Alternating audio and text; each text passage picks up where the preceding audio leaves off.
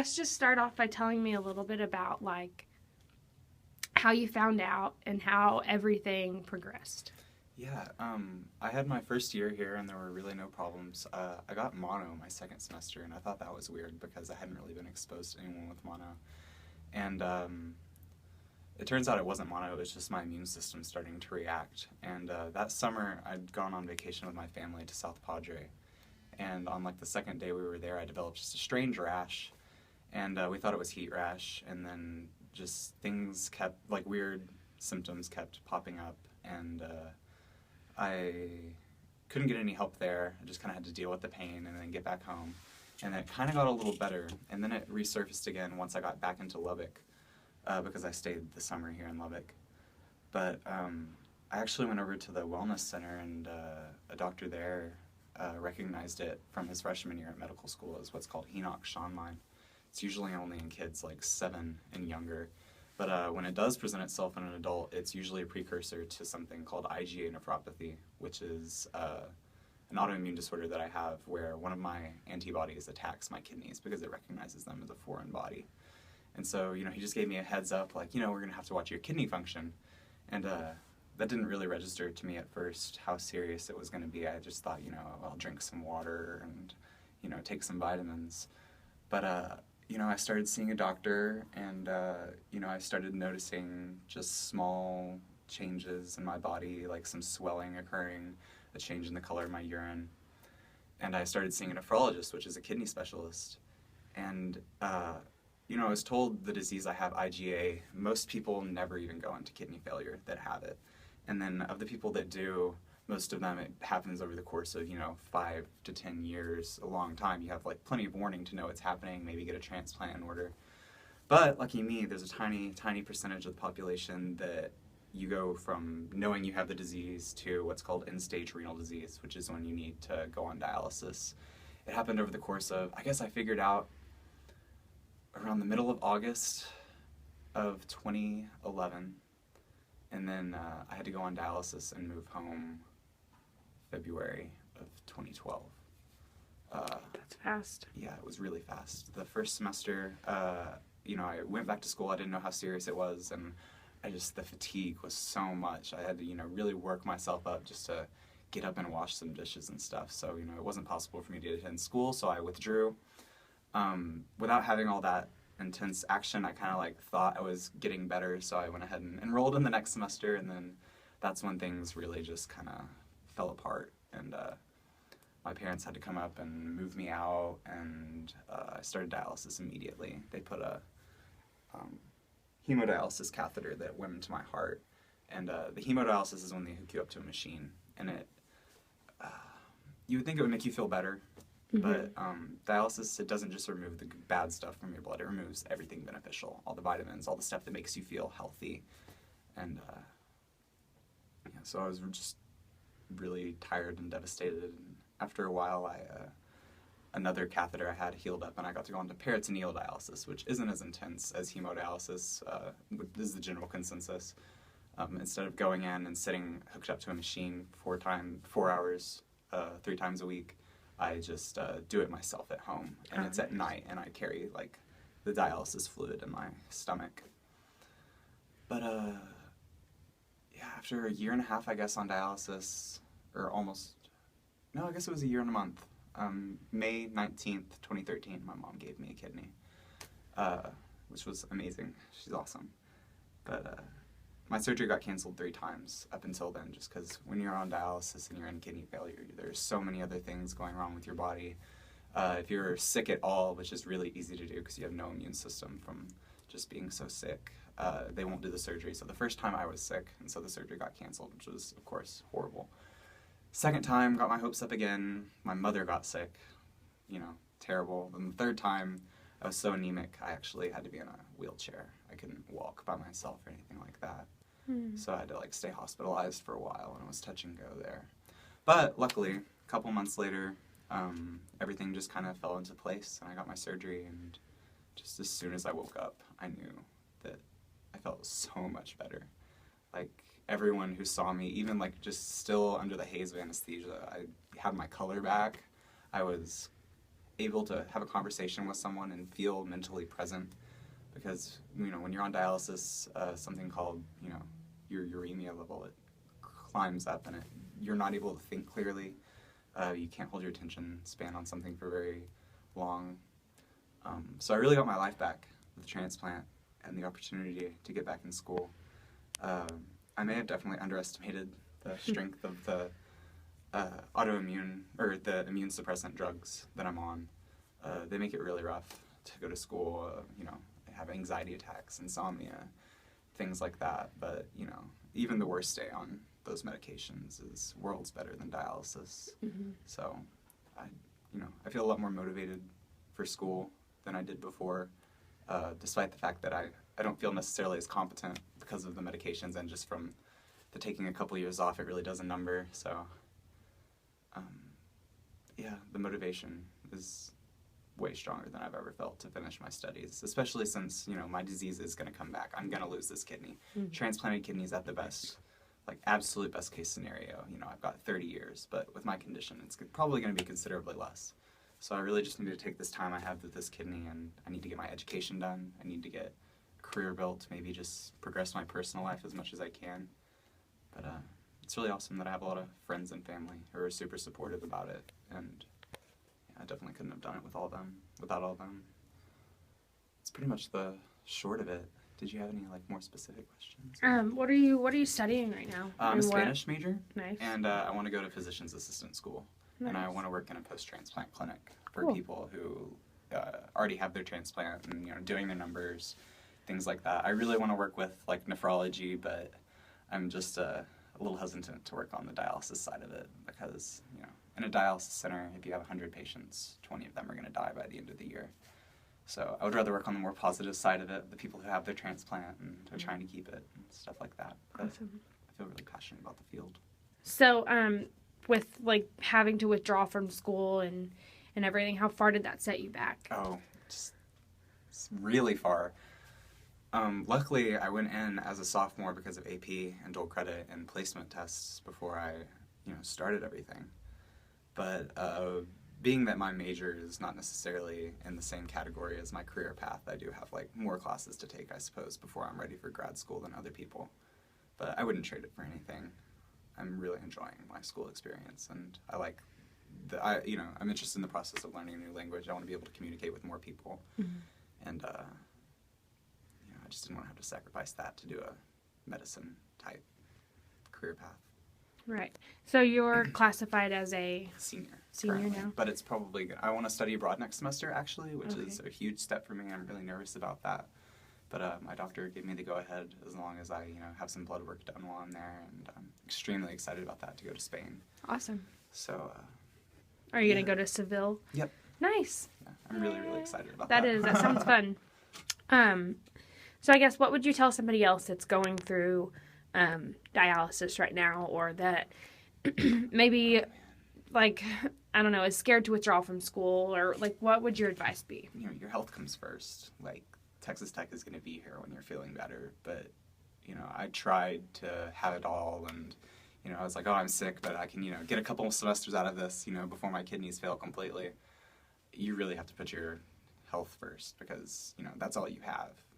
You can always come back to school. The people in financial aid and student business services and everyone I've talked to has been so helpful about just getting me back in my classes and my scholarships back and everything back in the swing.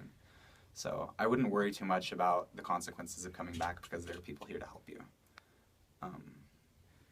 But don't make sacrifices of your body and your health for your education, because it's not worth it. Your education lasts 5 years or more or less, but you're stuck with your body for the rest of your life, Right. So have you had to use student disability services or any type of stuff like that while in school? I'm in the process of getting registered with them, just for the sake of doing it, because I've been told I should, but there really haven't been any occasions where I've felt the need to. With a transplant, functionally, I'm feeling pretty well. I do have some trouble with my medications sometimes, but I feel like student disability services, I feel like those resources should be better saved for people who definitely need them for the success of their education, whereas at this point in time I don't necessarily feel the need for that. But I wouldn't hesitate to go to them if I ever do have issues with that. Grade, my family moved out to the Friendship District. Okay. And we moved just outside of the Lubbock city limits, but also outside of Wolfforth. So we're like kind of in like this little cradle that I Nice. think they call no man's land, something like that. It's probably better than ropes. So. Yeah, I mean, yeah, there's a few nice houses. I passed through there the other day. Yeah, I mean, they're, well, like 5, and then it's over. So what did you do in high school? Did you do sports, FFA? So I was involved in tennis up until freshman year, and then I wanted to get involved in FFA and like ag. And I didn't show animals, but I did like the competing teams. They have like leadership development and career development. And I took those classes, and me and my brother, I say we because I'm an identical twin. Oh, nice. And so we both did like choir, and we both competed like in the all-state stuff, and did musicals with them, and did the judging stuff with ag. And we were involved with our church. We grew up going to Monterey Church of Christ. Okay. And then in college later, like he now goes to Southcrest Baptist and I go to Indiana Avenue Baptist. But I also sing with him at Southcrest Baptist. So I got like a dual member. Nice. Getting all the Jesus I can, you know. Sounds good. Um, So tell me a little bit about what happened with you and your health. So it's funny, having an identical twin, you know, you compare yourselves a lot. And in high school, I was always just a little bit heavier than him, like 30 pounds. And then senior year of high school, I dropped a lot of weight all of a sudden, about like 30 pounds, like back down to kind of where he was, but then it kept going lower. And so, I mean, kind of we just thought I was starting to eat better and like exercise, and I had gone through puberty and all that stuff. So, you know, like your body, Right. most people naturally kind of lose weight then. And then I also would have this like funny feeling if I bent over to pick something up, it was like, I just feel like I was going to pass out, which my mom said, "You're out of shape." And, which is kind of funny. Then like during spring break of 2011, so March of 2011, we went with the choir to Hawaii, and on the plane ride back, I started coughing, and I got home, and we were doing a production of Phantom of the Opera, and I was the Phantom, and my twin was Raoul, and which was funny. Perfect. It was like good twin, bad twin, you know. That's hilarious. And David Gashin, who went to Texas Tech and got a degree in music, he grew up at Monterey High School, and he had actually gone and done the Phantom in Europe, and he was a Phantom over in Europe with the traveling show, and I believe he had starred a few times on Broadway here in the States and traveled maybe. And anyway, the school had hired him to come work with us, and specifically with me. And so I'm still coughing. It's been about 3 weeks now, almost a month of having that cough, and it was just a dry cough. It wasn't like, you know, and it got to a point where it was kind of like a honk, kind of like hum when I'd cough. And so eventually I was like, okay, Mom, I need to go to the doctor. My parents worked at a medical clinic for about 10 to 12 years. My dad managed the clinic. He was the administrative manager, and my mother and grandma, her mom, worked together in the billing section for the doctors, but it was like a pretty close clinic. And my doctor, his name is Michael Robertson. He does internal medicine, and he was there when I was born. He was our doctor. He baptized me when I was 13 years old. He just had always been there for big stuff. I mean, they were like family. Like him and his wife and my parents are best friends, and so we were able to just call and just kind of go in, you know. So it's Good Friday, which I think was April 22nd of 2011, and David Gashin already come and worked with us once, but I kept coughing and coughing, which makes it hard to sing. So then I went to the doctor, and whenever I was there, he did a chest X-ray, and just to see if he could see anything in my lungs. And I was actually back talking to the doctor's wife and the X-ray technician, and I was taking an anatomy and physiology class. Oh, nice. And so we looked at the X-ray, and I was pointing out the things that I recognized from class, and there's like this white blob, and I was like, I don't think that's supposed to be there. And lo and behold, it wasn't. And he walked in and he looked at some charts and looked up at that, and looked down at the charts and looked up at that, and he just got very serious all of a sudden. Because most of the time he'd joke around with us and prescribe Vagisil for like tonsillitis or something. He was always being a goober. And go back to the room, and I was like, okay, this is a little serious. And we were actually having our senior pictures taken that afternoon. So my mom's texted me saying, you need to get home now.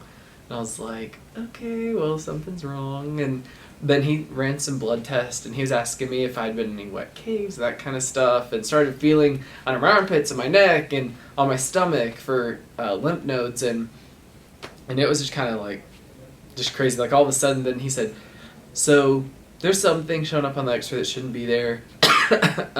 Like, don't tell your parents, don't worry about it, like, I'll talk to them. Because we went to church with them, and he worked with them. He said, I'm going to talk to them for you. But I turned 18 a few weeks before, so there was a problem with, I hadn't signed off on HIPAA forms yet. Right. And so, even though my dad, literally, his office was, like, right across the hall from the doctor. Sorry for taking up too much time. No, you're fine.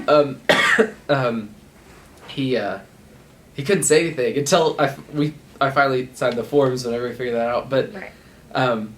But so, he had called my parents, just said, like, I'll worry about it. Like, Monday, we had scheduled a CT.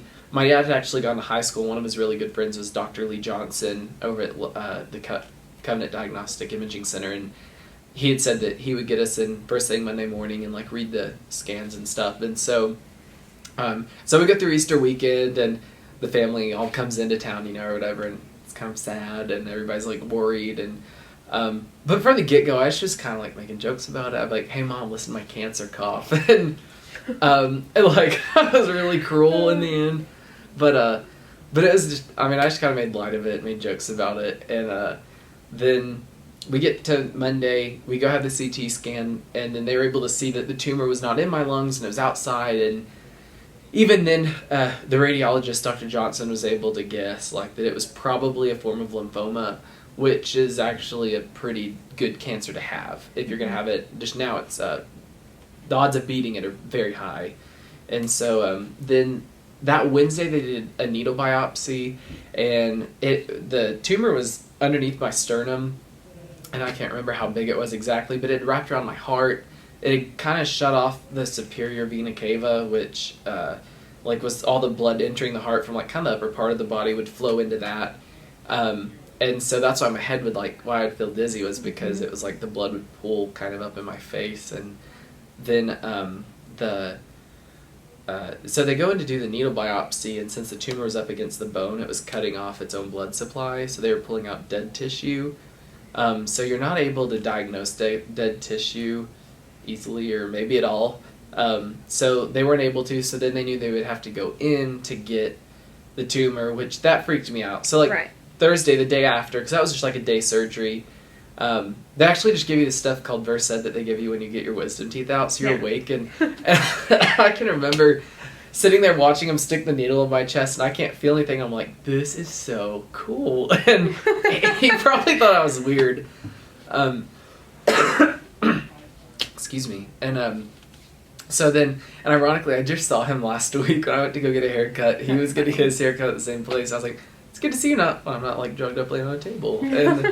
And anyway, then, so the day after that, Thursday, they called us in and said it didn't work. Said we'd have to go into my chest to get a piece of the tumor that was far enough away from the sternum that it still had blood flow to it. So so that freaked me out because I was like, how are you gonna? Because I really didn't want them to crack open my chest. And, yeah. So then things got a little more serious, and they weren't able to diagnose it, which also like sometimes leads to worse diagnoses. Mm-hmm. Whatever that. Correct that, in post. Right. So then that Monday, so it had been a week and a few days since the initial X-ray. Dr. Pataki, no, what was his name? Might have been Pataki. I don't remember his name. It was weird. It was hard. He got me in, and he went in, and they were able to just actually remove just a few inches of a rib. So now I have like a hole kind of in my chest that if I laugh, it puffs and stuff. It's kind of funny. If I cough, it puffs. Sneeze, it puffs. And anyway, so they were able to go in. They took a pretty big chunk out, and so that was on a Monday. and I was in surgical ICU until Tuesday afternoon, and then I'd have like a chest tube, which that sucked when they pulled that out. Yeah. That sucked. But I was also on a lot of drugs, so I don't remember how bad it felt. I sure remember thinking, that didn't feel good. But they took a bone marrow sample, which a lot of people tell you a lot of horror stories about that. It wasn't that bad. But because I was so young and stuff, the doctor couldn't get like the full plug of bone marrow because my bones were like too strong. Like he was old and like, I mean, he was like trying so hard. Ouch. It was funny. And so then Wednesday I went home. I was actually on prom court, and that was Saturday, and I still went. And we still had priorities, exactly. We still had the Phantom of the Opera coming up, and I still at one point I told our choir directors like I would pass on it, but they were like, no, like if you want to do this, we're gonna let you do this. It's not like it's in like a real deal production. It's high school, and if it means a lot to you, you can still do it. So so I was able to, and then I had like my port placed, and then finally on May 23rd was my first chemotherapy treatment, which was a month and like a day after we initially found everything out, because I had to heal from the surgery and all that stuff. And so my doctor, they finally diagnosed it as non-Hodgkin's lymphoma, which there's Hodgkin's and non-Hodgkin's, and Hodgkin's is actually better, ironically, which is weird because most people think you don't want the named one.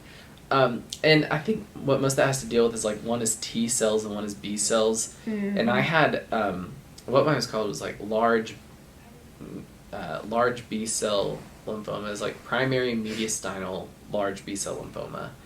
And luckily the tumor contained itself just in my chest and around one lymph node. Nice. So it was stage 1. So they decided that the best way to attack this was with a regimen called R-CHOP. And one of those is Rituxan, which is like a immunotherapy drug, which only targets the B cells. And so, so basically they had pretty much decided I'd have 6 treatments. So starting on May 23rd, and like with the 4th of July, that was one of the holidays that we kind of met up with. That meant that I would have a treatment the week before I started college, and then I would have my last treatment if the tumor was shrinking and everything was kind of going according to schedule while I was in college. So we'd already signed up for orientation, and I'd already been accepted to tech. I'd already, I was an animal science student. When I was in the hospital, ironically, a professor that I would actually end up having my freshman year, the second semester, his name is Dr. Mark Miller over in Meat Science. He came up to the hospital to pray with me and my family because he had just heard about it from some friends, and he wanted to pray with us. He brought me some like beef jerky and stuff that Meat Science had. And so that's something really cool. My first day of freshman year, I walked into a class. It was Horses and World Art, and his son was actually in that class, and then I had him later. It was just really cool because I was already signed up to be an animal science student, and he had no idea. And he just came up there out of the goodness of his heart, which was really cool and encouraging, knowing that like there were professors like that cared, and that because you always hear about how cold and mean the college professors are in high school, and anyway, so then I came to orientation, and my sister had actually been in President Select, and she was a senior at Tech at that point, and she worked in this office actually for the University Council, and Dr. Bailey had heard about it, and his wife, Dr. Tillery, had cancer before, and so when I came for orientation, he invited me to come by the office. And I did, and he actually presented me with an honorary membership into President Select. Oh, nice. Which she had been an officer, and she had been the treasurer, and that was really cool. It was something to look forward to coming into college, and he said that's what he wanted. He wanted to give me something to look forward to that wasn't a burden, because he said, you want to find ways to help people without creating any additional burdens on them, and which was really cool. And so I definitely had that to look forward to coming into college. Because it's such a prestigious organization, and there's great kids from all over the university, and So then I went through the summer. I lost my hair. Ironically, when I went in for the second treatment, they said it'd be about 3 weeks before I lost my hair. And when I got up from the second treatment, all my leg hair had fallen out in the bed. So I was like, what is this? I was like, did they just put me in a dirty bed? And my mom went, no, look at your legs. And I was like, oh my gosh. Which is kind of gross, but funny. That's kind of creepy at the same time, though. Yeah, Like, I mean, it was like 3 weeks. And I'd actually already shaved my head when I came to orientation. And having an identical twin, we were both there at the same time. And we went to, they call them like Raider to Raider. And it was kind of like a small group thing where they tried to get people to know each other. And they said, tell us something interesting about yourself. And so the obvious thing, you know, like I'm not going to be like, I have cancer. So I'm like, I have an identical twin who's also here. And I was like, oh, that's cool. Do y'all look just alike? Yeah. Is he also bald? No. Oh, well, why are you bald? And I was like, oh my. because I have cancer. And immediately it was like, everyone just like sits there and like looks, and it's like, should I say that? And I was like, Uh-oh. it was kind of funny. I laugh about it now. I probably got a little embarrassed then, but I laugh about it now. So then, yeah, so I started freshman year. I had my last treatment on September 6th in 2011. October 6th, I had like my first all clear scan that there's no active cancer cells, and it's stayed the same since then. Awesome. Yeah. So what, like, before you started school and knowing that you were going to have to be doing chemo, like, what was going through your mind? Like, because I know before starting as a freshman, I was like, oh my gosh, am I going to fit in? Am I going to make friends? You know what I mean? Yeah. I was definitely worried about, like, being bald, and also they put me on, like, steroids to help my body bounce back after the treatments, which caused me to, like, gain a lot of weight, which sounds so girly.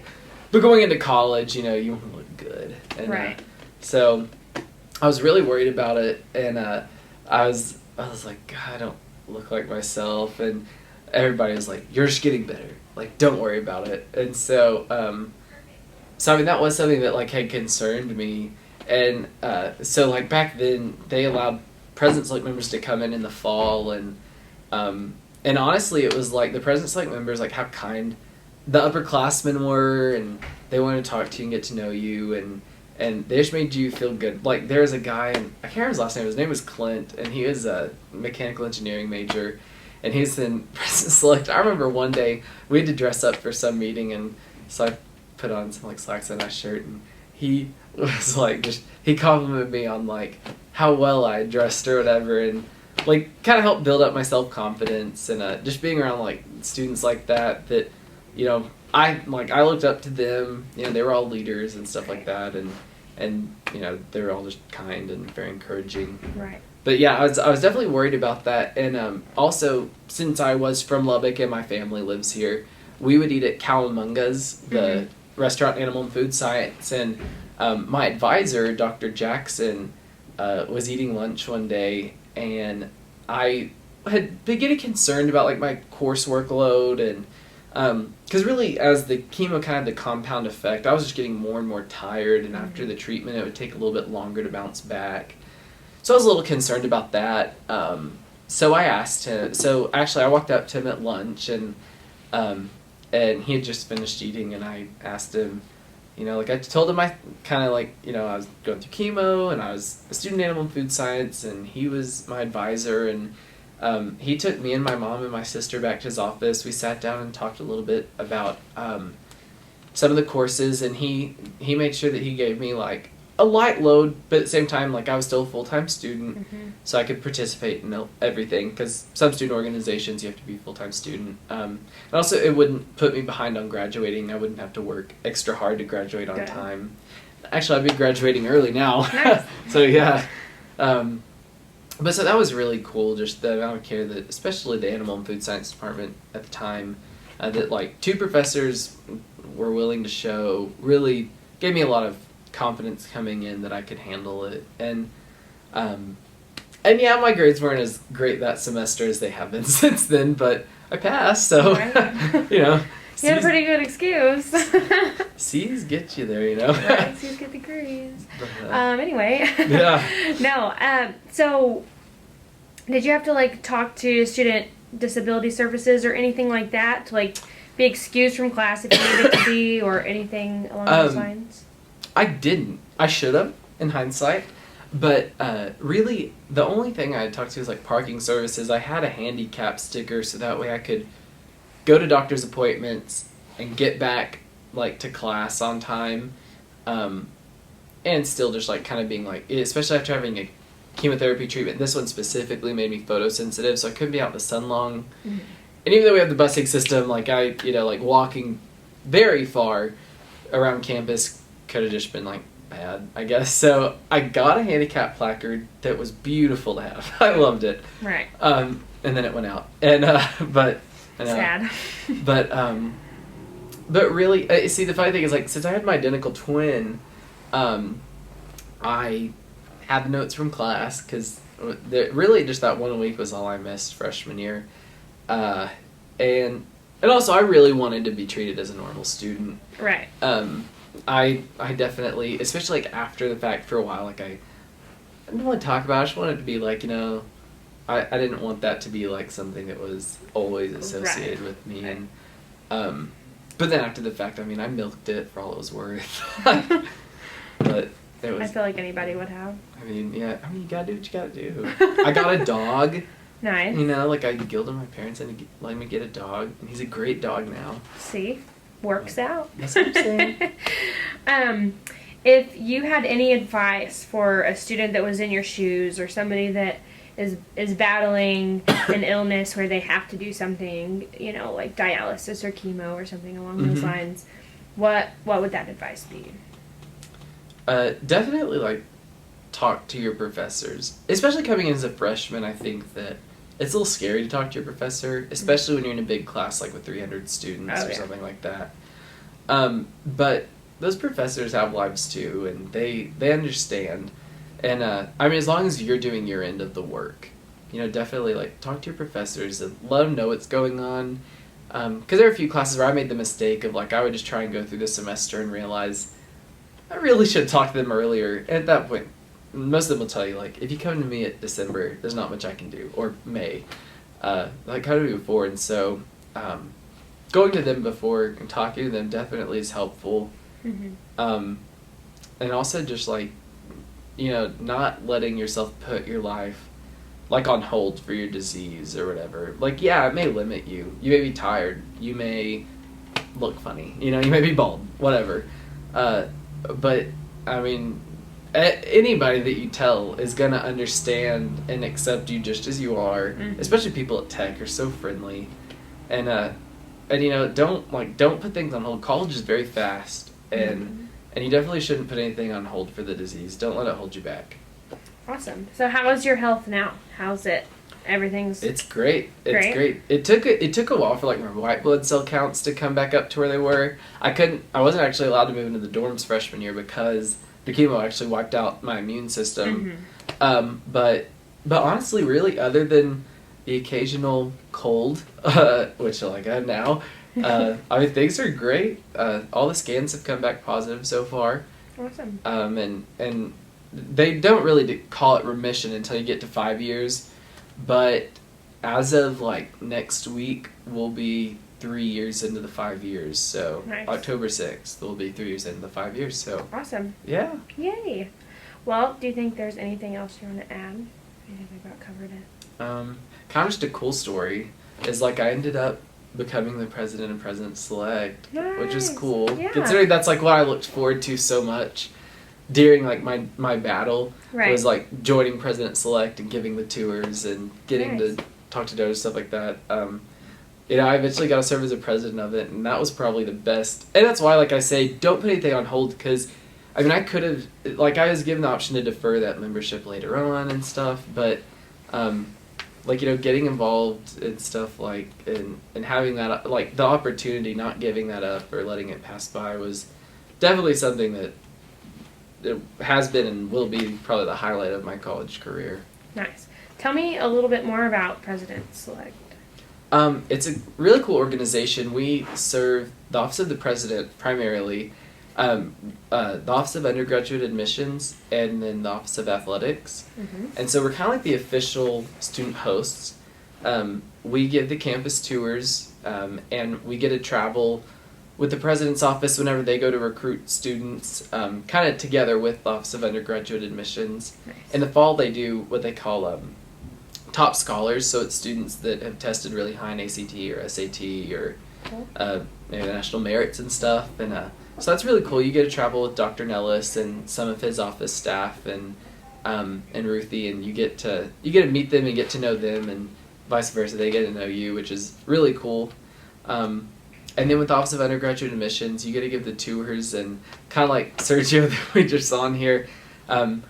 He gets to work at the president's office now. He's a member in President Select, and it's cool going on campus and seeing the students that are here, and they like say, you really influenced me to choose tech, and Nice. which is a really cool thing. And then with athletics, we get to talk to a lot of the official and unofficial football recruits, and now I think we're kind of starting to do a little bit with basketball, but that's also a cool opportunity. You get to sit with the recruits during the games, the home games. You sit on like the 50-yard line, the Nice. first couple of rows, and it's just a lot of fun. You get to meet their families and hear about them, and tell them why you love tech so much. Like the coaches obviously do the main athletic part of the recruiting, but we get to talk to them about classes and campus life and The social what drew us to aspect. tech. Yeah, the social aspect. What drew us to tech, and so that's really cool. And then with the president's office, you also get a whenever they host donors, you kind of get to be that student face and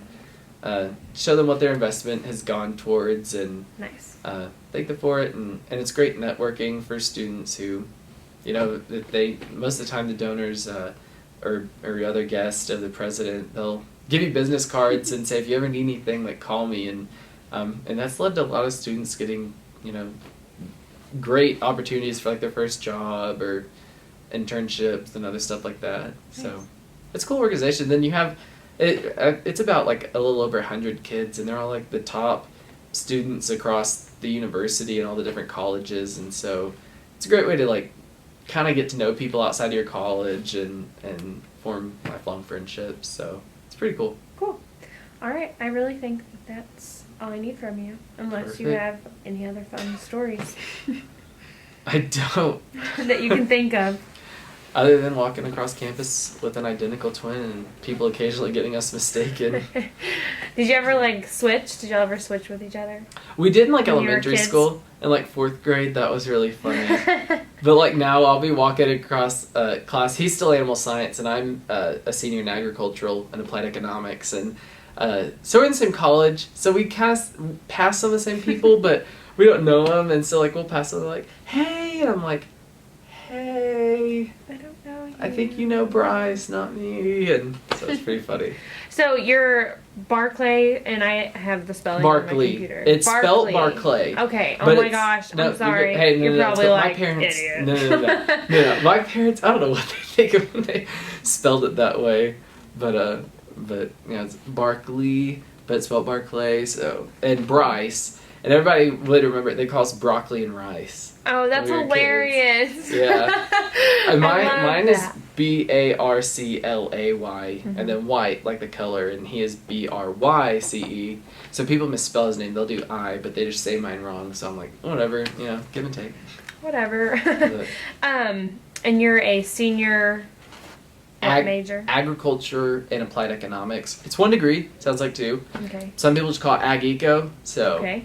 whatever's Okay. easiest for you. And you're graduating in May? December. December, me too. That's awesome. I'm hoping to go on the congressional internship in Washington D.C. next Oh, semester. sweet. That would be awesome. Yeah, that'd be fun.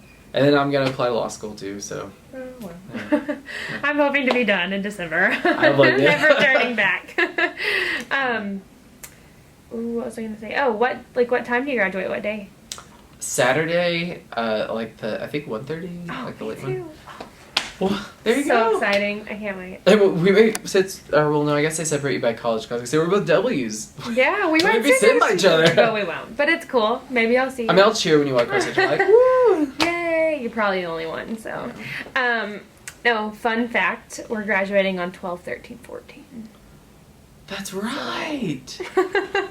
Other fun fact: I'm in the I'm Red Raider commercial. Twice. Oh, what up? I know. That's cool. People think it's Bryce. That's